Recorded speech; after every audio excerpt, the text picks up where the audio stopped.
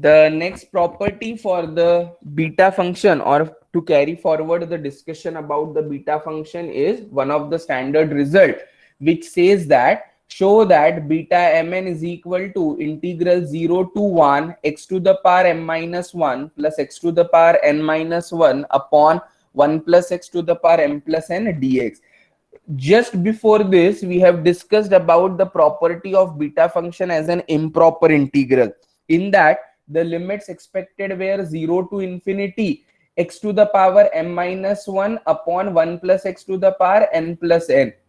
Similarly, it can be written equal to integral 0 to infinity x to the power n minus 1 upon 1 plus x to the power m plus n dx. But in this, when it is a combination of the two, but limits are to be taken as 0 to 1. So appropriately, the substitution has to be made so that the limits of integration can be changed accordingly and we can try to bring the result. So what I do, I start with the initial part.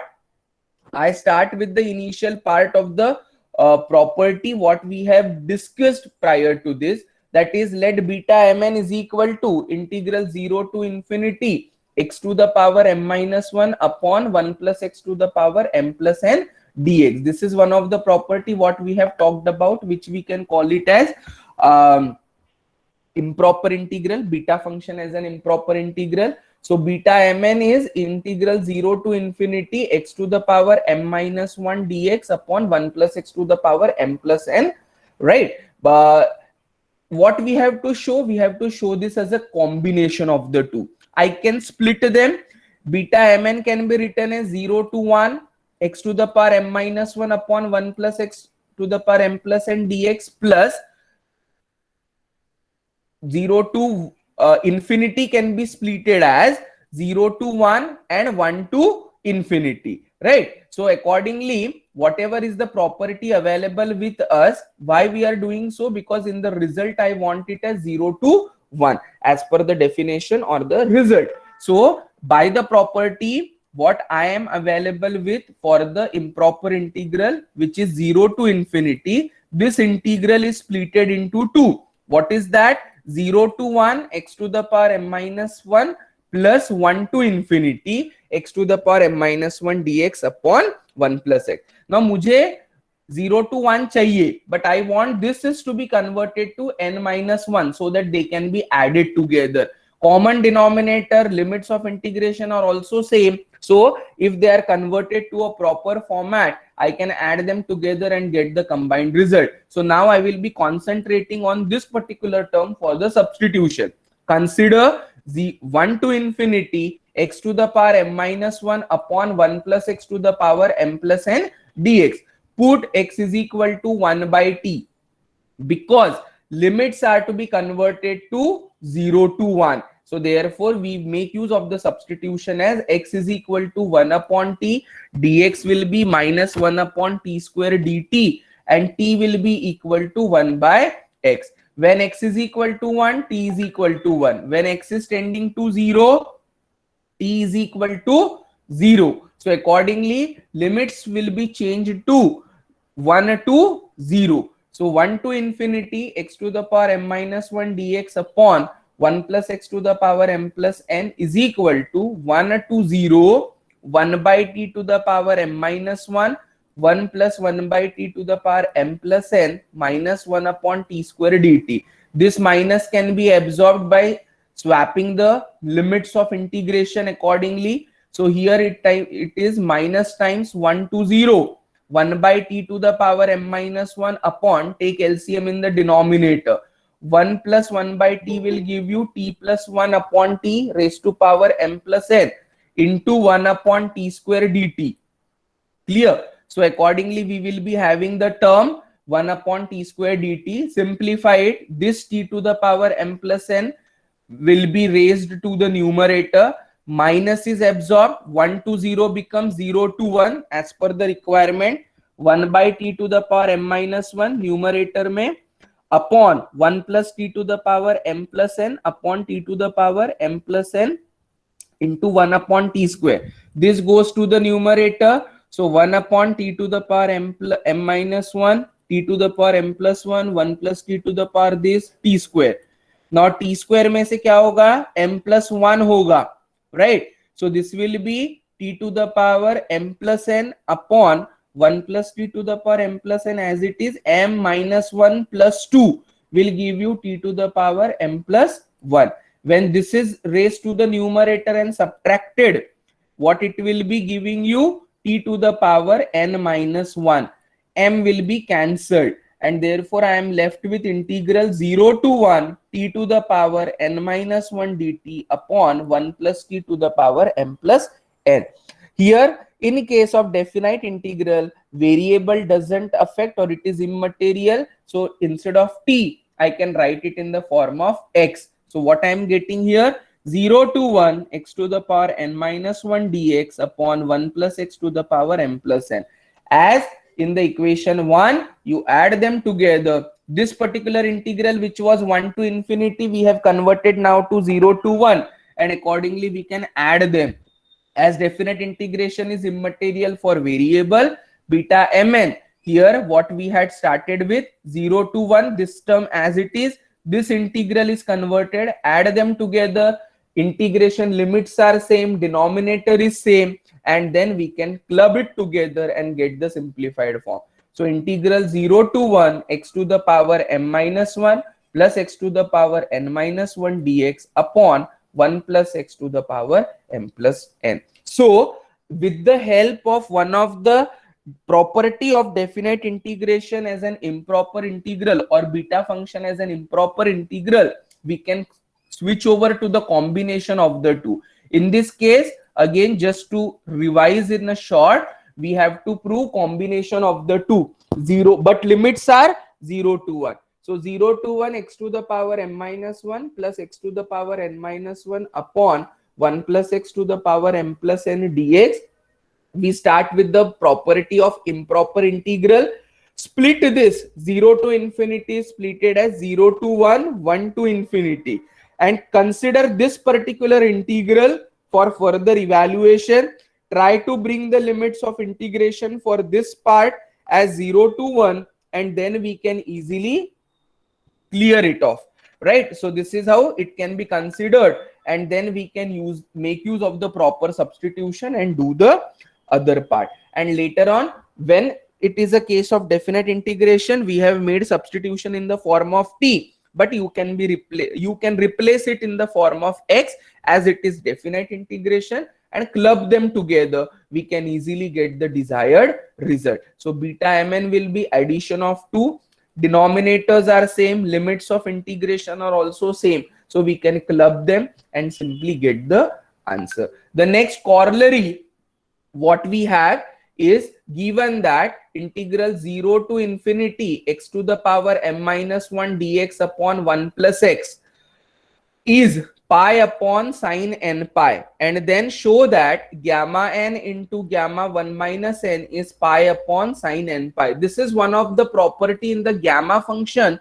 what we have written, that gamma n into gamma 1 minus n is pi upon sine n pi. So here we have to make use of the thing x to the power m minus 1 upon 1 plus x dx is pi upon sine n pi, and then it is equal to gamma n into gamma 1 minus n.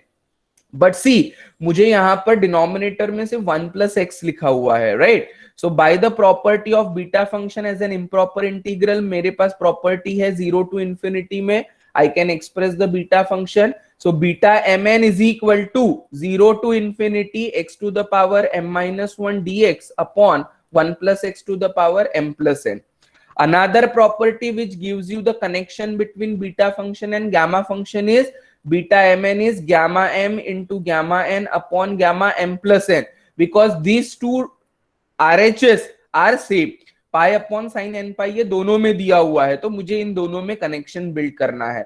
So one of the property, beta function is an improper integral. Another property, relation between beta and gamma function. So from these two, I get integral 0 to infinity x to the power m minus 1 dx upon this as gamma m into gamma n upon gamma m plus n. But given result में अगर आप देखोगे तो 1 plus x to the power is nothing. it is linear term. Linear term means it is 1, but here in the denominator you have m plus n. So what it should be? M plus n should be equal to 1. So m becomes 1 minus n. If I put this, m becomes 1 minus n, gamma n upon m plus n is 1, x to the power m minus 1 upon 1 plus x to the power 1. So obviously this result is pi upon sine n pi, which is given, and hence I am able to directly prove with the help of the definition or one of the property of beta function that gamma n into gamma 1 minus n is pi upon sine n pi. So given integral was 0 to infinity x to the power m minus 1 dx upon 1 plus x, which is pi upon sine n pi, and hence I have made use of the property assuming that m plus n will be equal to 1. So m becomes 1 minus n, and accordingly putting these particular values we get the result n in gamma n into gamma 1 minus n is pi upon sine n pi, because this is what the result they have provided. So this is again one of the important property that we will be having it for the further simplification. The other part which is very important is expressing the beta function in the trigonometric terms. In the gamma function, as it was the domain of integration is obviously the infinity, we do not have much other forms for it, right? Simple and direct properties were discussed. But in beta function, as it is a case of definite integral, we can have various combinations for it, and one of them is nothing but expressing beta function in the trigonometric terms. So how do we have the simplification or the proof for the beta function in case of trigonometric? Now mostly the trigonometric fundamental terms or the quantities are sine theta and cos theta, right? Their interval or the period of this trigonometric function sine theta and cos theta is 2 pi. That means the value repeats itself after the interval of 2 pi. So accordingly, whenever we talk about any of the trigonometric terms, the most fundamental are sine and cosine. Rest all other can be obtained with the combination of these two. Sine upon cos is tan, cos upon sine is cot, 1 by sine is cosec, 1 by cos is sec. So initially we have sine as well as cosine. So the what is the result? Prove that beta mn is 2 times 0 to pi by 2 sine to the power 2m minus 1 theta cos to the power 2n minus 1 theta d theta. So we have the relation of beta mn in terms of trigonometric term as 2 times 0 to pi by 2 sine to the power 2m minus 1 theta cos to the power 2n minus 1 theta d theta. Now I have to bring this particular result. To bring this result, surely मुझे x और 1 minus x के लिए substitution तो sin में करना पड़ेगा, so that using the identity I will get the term of cosine and appropriately the whole integral will be converted in terms of theta. Automatically तो theta introduce नहीं होगा unless and until we substitute. So by definition of beta function, beta mn is integral 0 to 1 x to the power m minus 1 1 minus x to the power n minus 1 dx. Here I am able to see 2m, that means square is required. So put x is equal to sine square theta.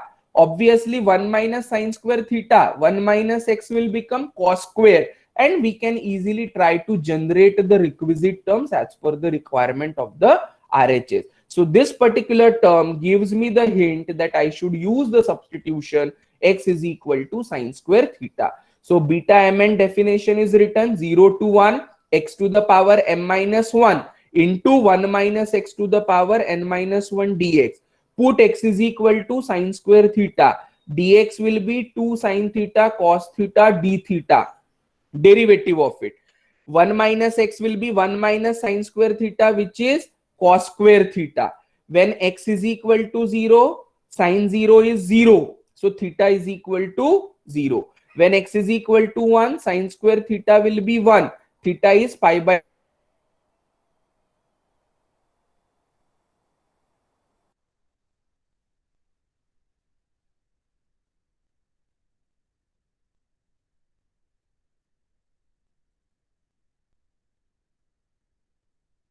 t is 1.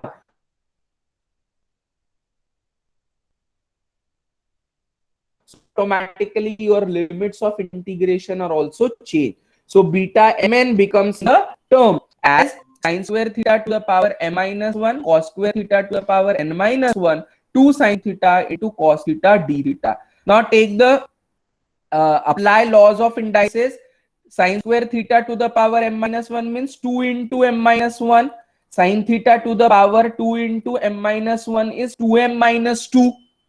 Cos square theta to the power n minus 1 is again, we have the term cos square theta to the power n minus 1 as cos theta to the power 2n minus 2. 1 sin theta into cos theta is already there.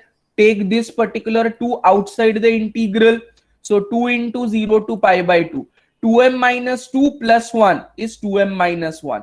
2n minus 2 plus 1 is 2n minus 1 theta. So therefore I am able to get beta mn is equal to 2 times integral 0 to pi by 2 sine to the power 2m minus 1 theta into cos to the power 2n minus 1 theta d theta. This is 2n minus 1 cos to the power 2n minus 1 theta. Hence proved. Now what can be the particular deductions? See, this 2 can be brought on the other side. So half into beta mn remains 0 to pi by 2 sine to the power 2m minus 1 theta cos to the power 2n minus 1 theta d theta.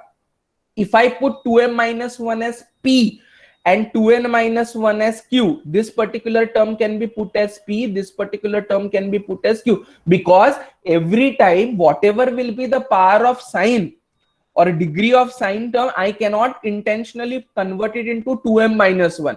If it is denoted by a single quantity or symbolized by a particular notation, I can easily evaluate it. So 2m minus 1 is p, 2n minus 1 is q. So m becomes p plus 1 by 2, n becomes q plus 1 by 2, right? So half beta mn is half p plus 1 by 2, n means q plus 1 by 2 on the right hand side, and this becomes 0 to pi by 2 sine to the power p theta into cos to the power q theta, and p plus 1 by 2 as m, n will be q plus 1 by 2. So what is that particular deduction? That deduction is 2m minus 1 is equal to p, 2n minus 1 is equal to q, m is equal to p plus 1 by 2, n is equal to q plus 1 by 2. So integral 0 to pi by 2 sine to the power p theta into cos to the power q theta d theta is half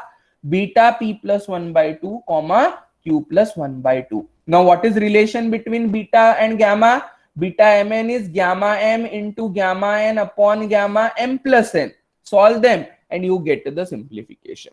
If in this q is equal to 0, q is equal to 0 means which power? Cos to the power 0 means 1. Only sine is available. Then what it will be? Half beta p plus 1 by 2 comma 1 by 2.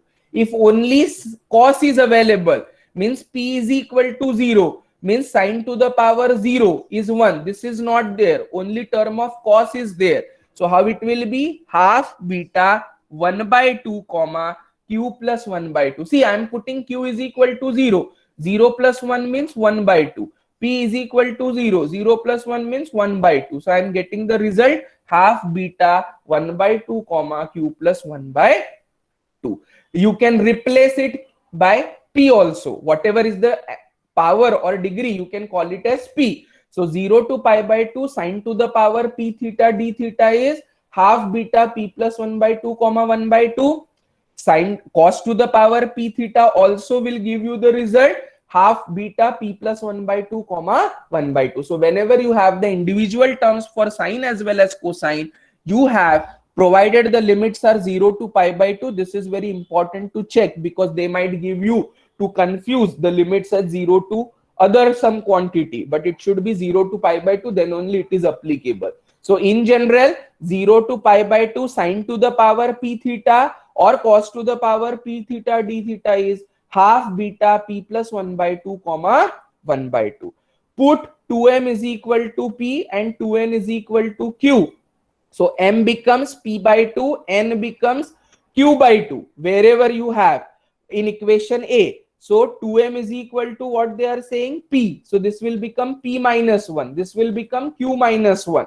So accordingly, we have p minus 1 and q minus 1, half beta p by 2 comma q by 2. So accordingly, you can have the connection as 0 to pi by 2 sin to the power p theta की जगह p minus 1 theta cos to the power q minus 1 theta, and which is equal to half. Instead of p plus 1 by 2 and q plus 1 by 2, it can be simply p by 2 comma q by 2. Like in the gamma function, we used to express the number x to the power n minus 1. So here also, if you wish to, you can express the number as p minus 1. You can express the number as q minus 1. So these are all connected properties related to the beta function, and then we can have the application